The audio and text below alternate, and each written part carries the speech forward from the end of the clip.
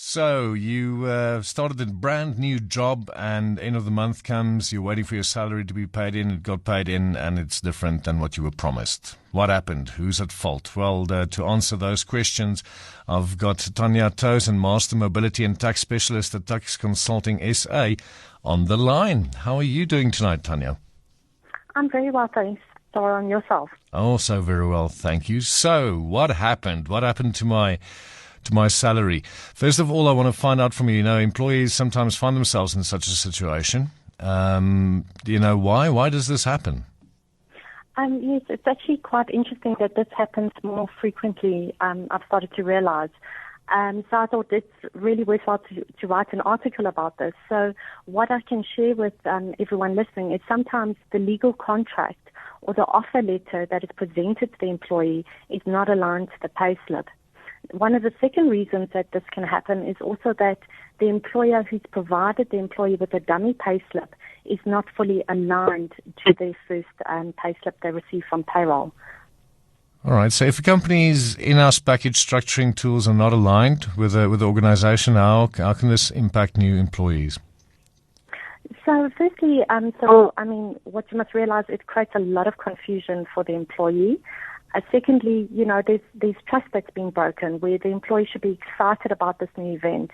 You've created this trust, within the HR or the payroll environment, which is it's very hard to actually rebuild once it is broken. So this is a massive challenge for your professionals within an organization. For sure. So, if an employee works pay as you earn, how does that tax work, and how, for the fixed package structures, if you sort of compare the two? So I think what people aren't aware of, and an employee should realize, is that should they be offered a fixed package where they have no variable pay, the monthly pay-as-you-earn amount should be consistent and there should be no fluctuations because of the sophistication of the payroll systems that have evolved throughout the years. Secondly, employees should also realize that the tax treatment of benefits is complex, but they should also trust their gut. If something looks wrong, they should have the confidence to actually go and approach the respective professionals in the organization and ask why. And if the employee is still not satisfied, they should really look at reaching out to an expert or someone who understands employee and pay-as-you-earn structures and will be able to assist them quite quickly on this. So, Tanya, how can the bespoke package structuring, that specific tool, how can that help companies with their current package structuring problems and also the remuneration structure?